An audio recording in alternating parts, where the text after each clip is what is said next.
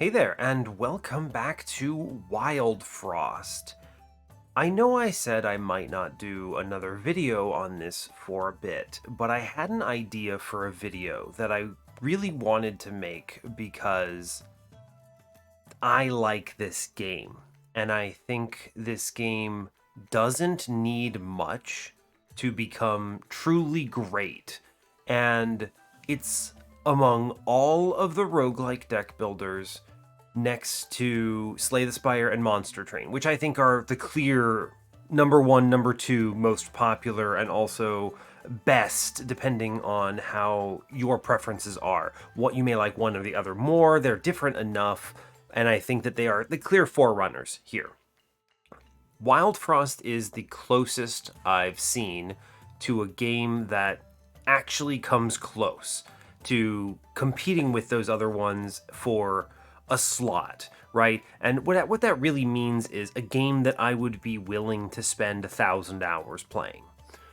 That's pretty big praise, and that's kind of the goal for a roguelike deck builder, right? You don't want people to burn out of it. You want to create something that is endlessly replayable. And that's the success, right? That's how you measure it. People have thousands of hours in those other two games that I mentioned.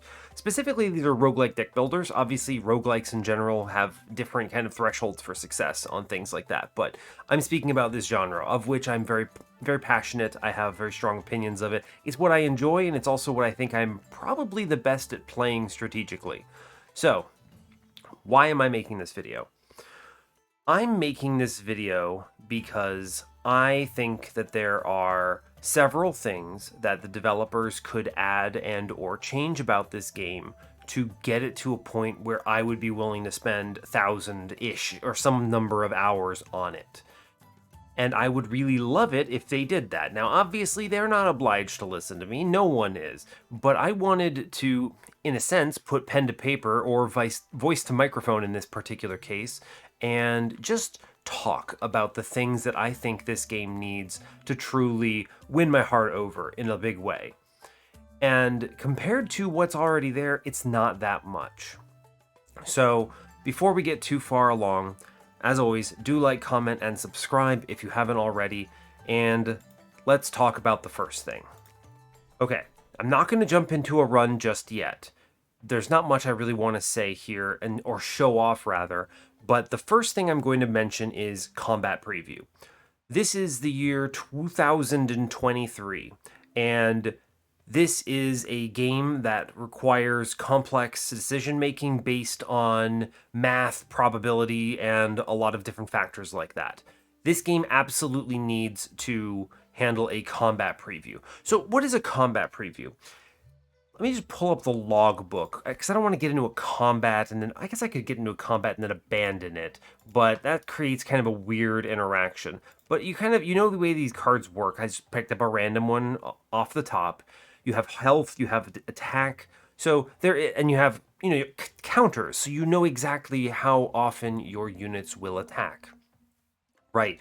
I want this to preview the damage numbers and the remaining health for all units on the board at the end of every turn.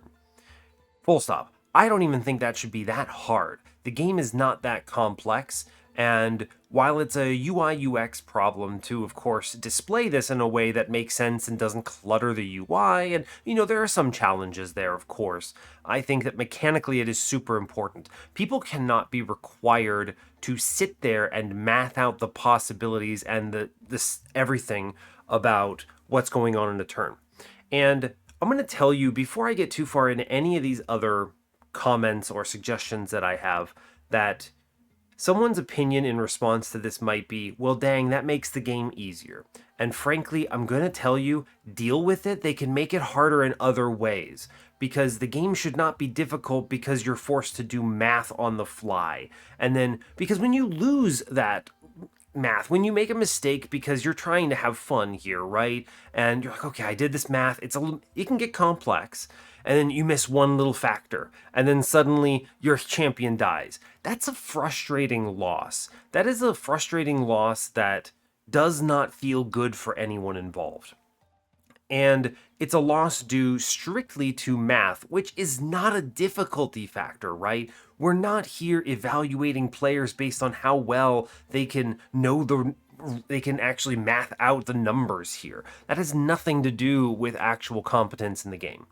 So, combat preview, it's important. Now, I've had some people also say in this particular case that, well, dang, aimless makes this really difficult because there's a random factor. How do you preview random?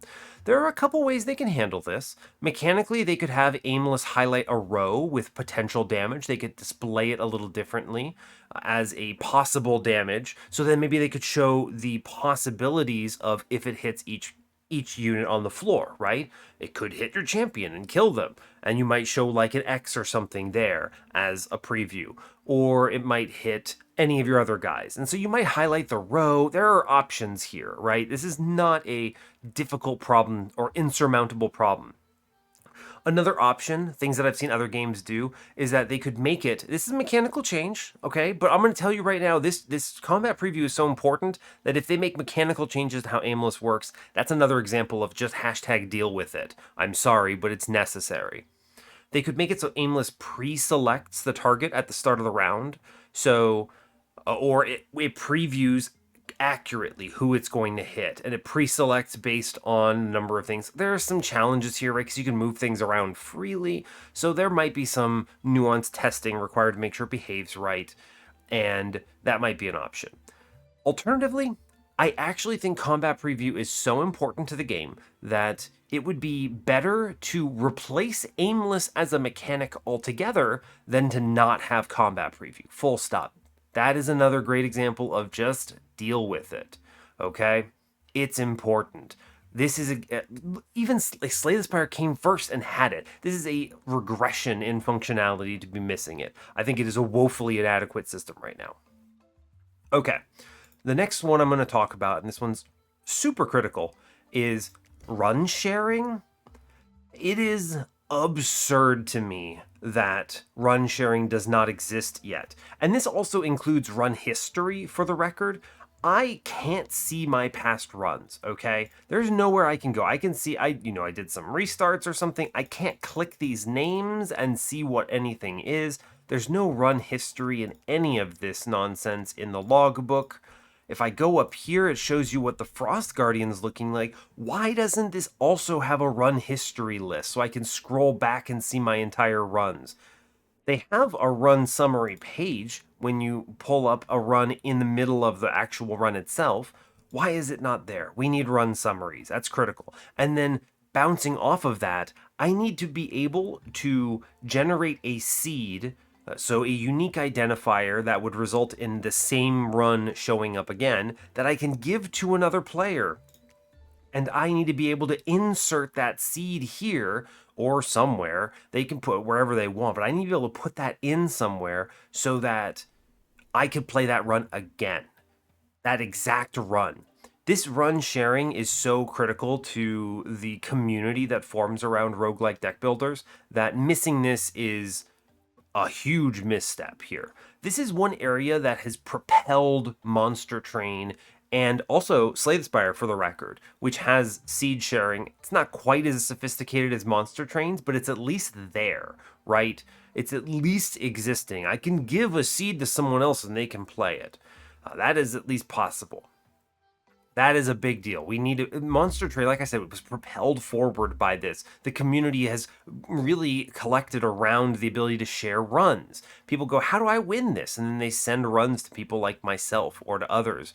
And then they run those runs and we get to see, I'll have kind of a community experience over, oh, that was really tough. Or, if you just made this other decision, then suddenly it becomes much easier. And there's a lot of discussion and interest and motivation that comes out of it to keep playing the game many months after the fact. Note also that this requires, in my opinion, you to be able to play a daily multiple times, okay? Maybe it doesn't get submitted to the leaderboard, only your first one goes to leaderboard, but people need to be able to play this multiple times, okay? You maybe lose, you see what someone else did, you can replay it, even if it doesn't go to leaderboard, and enjoy it. Right now, you cannot do that with the daily, and that is a tragedy. This is a major feature that this game desperately needs in order to kind of have the longevity that you want. Okay, that's 2. Now, the third one, this one I think is also really important, is tribe selection. So let me go back to this page here. This is how you pick your champion right now, your leader, and this is woefully inadequate. So the main problem is that the way people are going to want to experience this game in the long term, if they want to actually, experience diversity in their runs and also experience a kind of a shared win streak community, you need to be able to rotate the tribes in order to create kind of like a rotating experience. So you might start with the snow dwellers, you move on to the shade mancers, you move on to the clunk masters, and then you rotate back to the snow dwellers. And you might look at this and say, well, hey, you can do that right now. You always get one champion from each one. The problem is that the champion selection is fully randomized, and you only get to select one from each tribe. What needs to happen is you need to select a tribe and then be presented with 3 random options from that tribe. So this page should not appear in this form. It should be these buttons down here in some fashion. Or maybe what you do is these buttons are low, smaller, and when I click on one, it then changes to 3 heroes from that side. And then that gives you more variety to work with here in a way that allows you to go, okay, there is some decision and interest and discussion to be had about the opener here. And then we pick one tribe, pick a hero from among those tribe selections, and then go from there. This, I think, is a real easy change for them to make, and I think is also very important, because right now, you look at this, and there is an objectively correct choice for you to pick.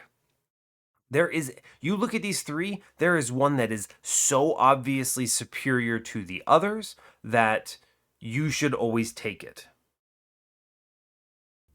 I'm not going to tell you which one because I don't want to spur that discussion here, but the important thing is that if you want to win every single run right now, it is objectively correct to pick only one of these, even if it means you're playing the same tribe multiple times in a row. And you can super handicap yourself in an absolutely crippling way.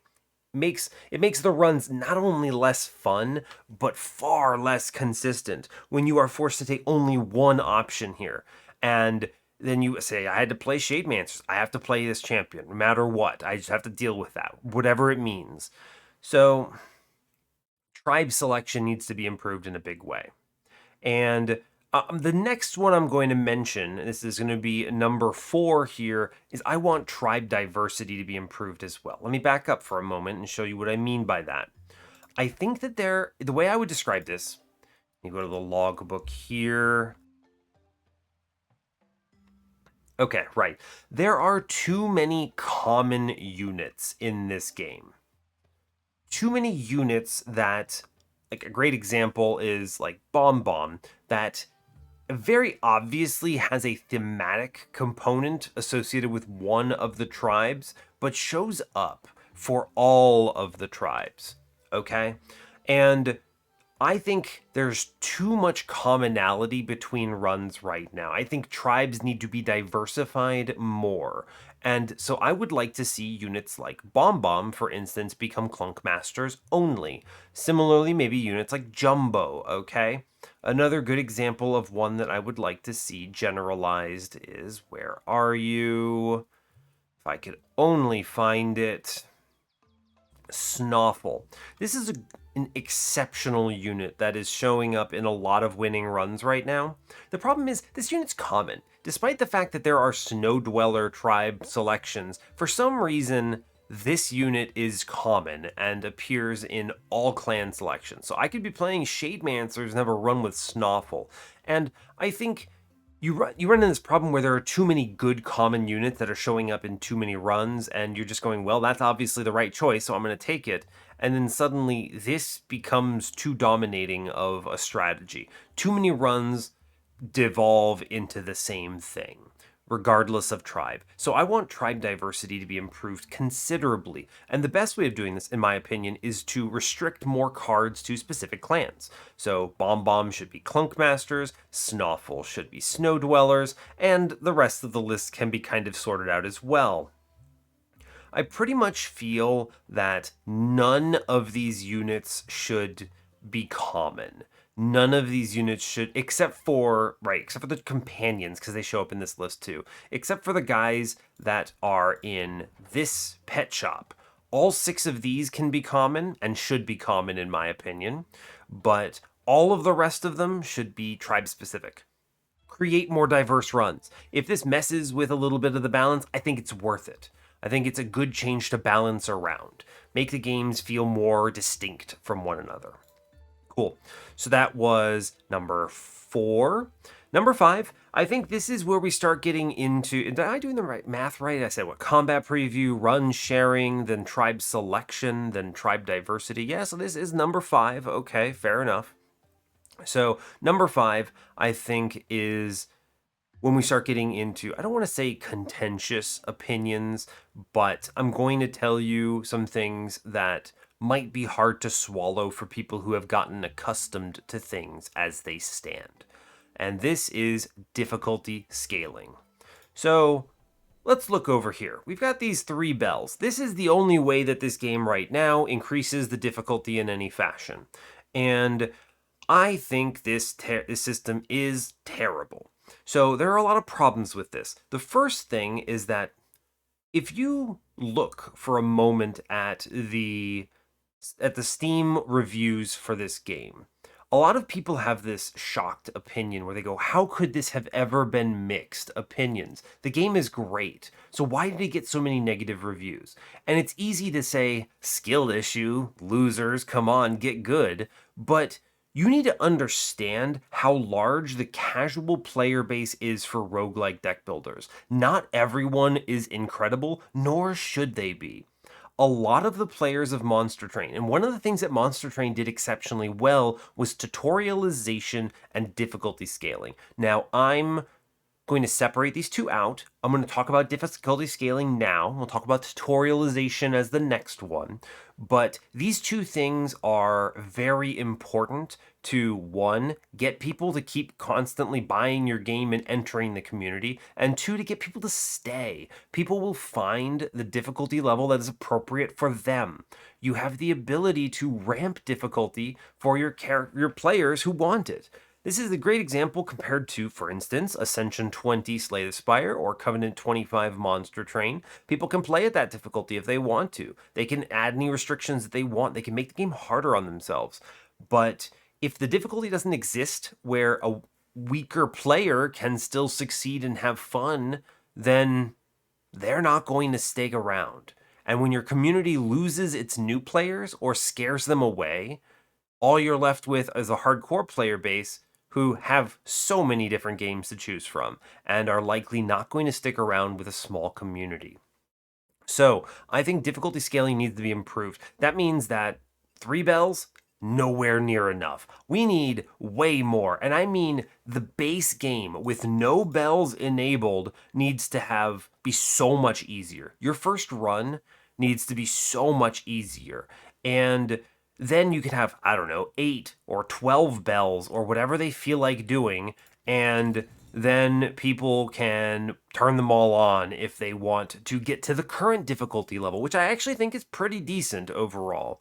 I think that the game is pretty close to infinitely winnable right now, barring some extreme RNG. It might be not like 100%, but it's pretty close to it. I actually think the difficulty in general is pretty good place for experienced players. I think it's terrible for new players. Your first run absolutely brutalizes you. That game does not mess around. And that is why you get so many negative reviews. People who are casual players, they deserve to enjoy the game too. They come in and they get absolutely smashed against the rocks by the first several runs, and they bounce off the game and then make a negative review and then refund it in the first 2 hours. And that is very bad when you need to be capturing those folks. They're the people who are going to be enjoying your dailies all the time. They're the people who are going to be enjoying watching other players play it on YouTube or Twitch or whatever. So I think difficulty needs to be improved a lot. Now, there's another part about this that I want to talk about. I actually think the way they do bells is terrible. They lock important mechanics behind this difficulty scaler. So I think I've gotten some flack in my YouTube comments from the comment that I like to make, which is I actually think the game in many ways is easier with all three bells enabled than it is with no bells enabled. And you might go, what the heck are you talking about? Let me explain.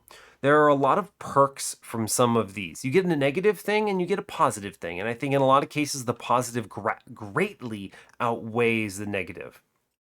The most important things here that swing difficulty the most are you get a free crown with the Horde Bell.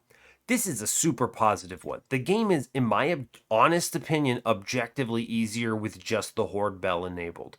So when you unlock this, I think the game is simpler. You start with a crown, which is essentially a free turn. On your first few combats, you can set up much better for the initial kind of multi-kills so that you can get combos, get snowballing your gold. There's so much potential value to be gained out of starting with a crown, even despite the negative effect here of the reduced enemy wave counter. So strongly, I think this is out of whack balance-wise that needs to be addressed. I think what they should do, you should just always start with a crown, full stop. I think, so if I click like one of these at random, yeah, whatever I pick for my little companion friend should always have a crown on him. Full stop. I think that should just be a base mechanic of the game, and then I think you can just get rid of the positive effects of these, in my opinion. Cool, so let's back up. So these need to be changed and scaled. The other thing is that I actually think the Lumen Vase completely cracks the balance of the game open. And if you don't know what the Lumen Vase is, don't worry too terribly much about it. But essentially when you turn on all three bells, you have the option of facing the final true boss. I won't spoil it for you, but suffice it to say, as part of it, you get a card that you're forced to take along the run. This card is actually objectively ridiculously strong, and I think that it's okay for it to be strong. The problem is, in my opinion, it should always be available, regardless of the number of bells you have, okay?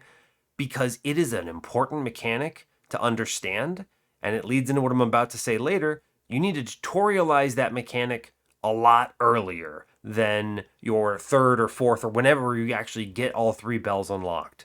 That should not be a surprise mechanic at the end there. So I think they should always have the Lumen Vase available, no matter how many bells you have. And I think that this crown should be guaranteed. And then they should honestly just get rid of the positive effects of these things and just make the game harder with more bells. That'll also make it easier for them to balance out having 12 or however many they need to do in order to handle difficulty scaling. So now let me get into the next part, which is tutorialization. So this goes hand in hand with the previous element. I believe I should be able to find it. Where is it? It's over here. Yeah, here you go. I barely even clicked these things. This is basically how the game attempts to tutorialize you. You can tell I have the little exclamation marks, means I haven't clicked them because I figured things out on my own, but you get some lore here, and you also get some mechanics explained a little bit, and they're cutesy and stuff, but I genuinely believe that this game does not tutorialize its mechanics well. And one thing that Monster Train does that I want to call out here is Monster Train has an extremely fixed first run. So basically everything about that first run is locked and totally changed. And it is the same for multiple players. And what it is it actually does, it intentionally allows players to high roll on their very first run in a very fun way. That first run is losable. You can lose it, but you pop off real hard and you can super win it. And it feels really good to just high roll out the gate. That is a dopamine hit that is going to get your players coming back for more. The first run does have some tweaks in Wildfrost, not nearly enough. I think that the game needs to basically handhold players through the first bits. And it needs to not have these walls of text. This, no one is going to read this. Maybe some people do. Some people, okay, all right, they're really going to be like, ooh, wow, this little pop up on the ground, love that. No, this thing needs to be showing things all the time. Now, there are some sun pop ups, some periods during the run where it decides randomly to remind you about certain mechanics. Don't forget, you can return your units to your deck to heal them.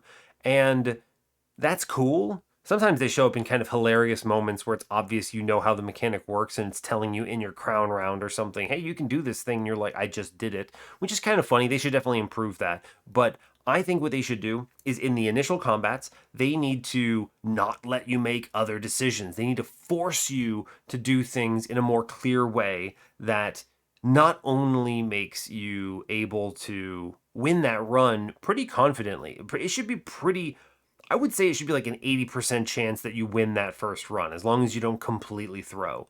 Whereas I got sandblasted on my first run, completely destroyed.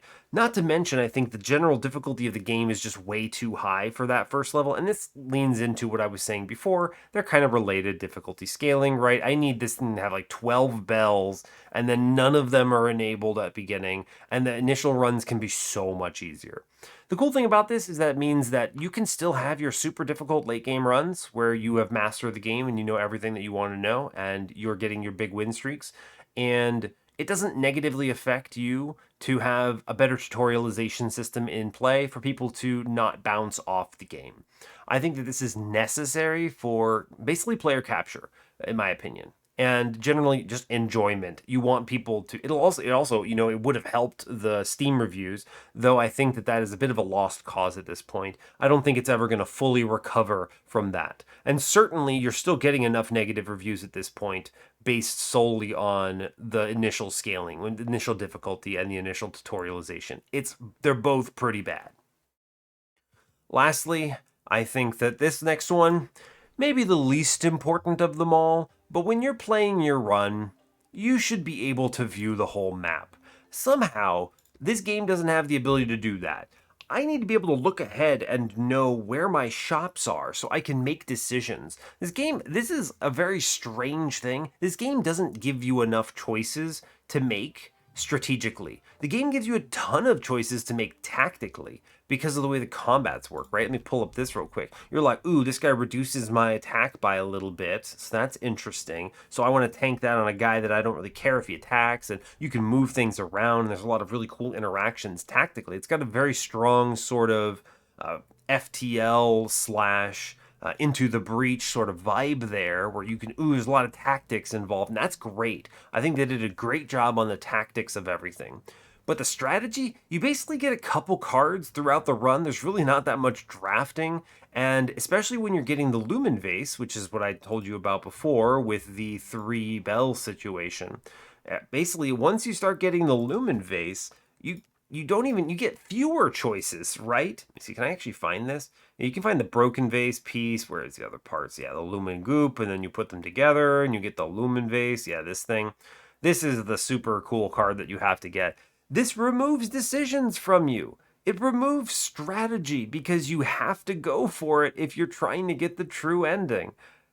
That's terrible. You're forced to make pathing choices in order to take this. And I'm not even going to get into the part where there's a bug right now where sometimes the Lumen Vase parts don't even spawn, which is also terrible and should be fixed. But you remove decisions here. And you remove interesting decisions. Like pathing is an interesting and important decision, in my opinion. So, yeah, I think that that should be fixed. Let people path it out however they want ahead of time. There's a planning stage to this game that needs to be improved. And, I think more card drafts could be another solution to this, right? You could add card drafts after every combat where people could pick, I don't know, maybe it doesn't have to be exactly like Monster Train, but you could add like a treasure pack after every single one, and then give people the ability to skip treasure if they want to. Forcing them to take it is a very conscious decision. I don't really mind it, but I do think that there should be more deck building decisions in the game, which kind of is really the overarching theme of this view entire map section here is I just want more deck building decisions. I want to be doing more strategy. I think right now it's almost all tactics. The game is like 90% tactics simulator and 10%, okay, well, you're given a few cards, grab them, take the best ones, and form some kind of a winning run. It's really not that hard to do from a strategy perspective. A lot of good cards. The hardest part, navigating the combats. So, but yeah, so that is essentially my pitch for what I think this game needs. I believe it worked out to 7 different features that I think this game needs in order to really kind of gain the traction in order for me to want to play it for 1,000 hours. Because as it is right now, even me, I am the ideal player for this game. I am a hardcore roguelike deck builder player. Ignore the fact that I record for YouTube. I play these games a ton. I have so many mobile roguelike deck builders. I've got Slay the Spire on mobile. I've got Monster Train on mobile. I play them. I have owned them on multiple devices. I play them hundreds of hours. I record them. That's how much I enjoy them. But at this point, I don't feel compelled to keep playing this game without so many of these critical features. And I'm really hopeful that 1.1, whenever that comes out, is going to hit at least a couple of these. I want at least a couple of these nailed. If that comes out and it's not really doing that much for me, I don't see myself adopting this permanently. So that's essentially my pitch here. And I don't know, maybe this will make its way to the developer. Is there plural? I don't actually know if it's a person or a multiple person team or whatever, but hopefully it makes its way there and maybe they listen to it and learn something and hear something about my thoughts here.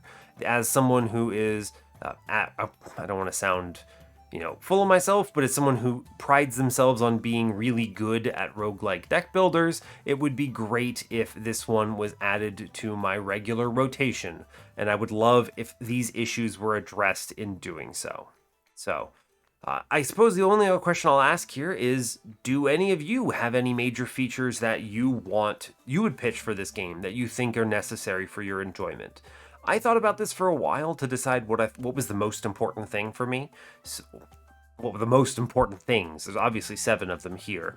There are, of course, balance and some other issues and bugs and whatever. And, it would be cool if there were more tribes. There's a lot of stuff that they could do that would be great. But these, I think, are the core things I need in order to genuinely enjoy this game going forward.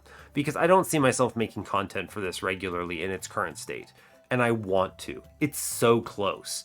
It's closer than any other roguelike deck builder has come.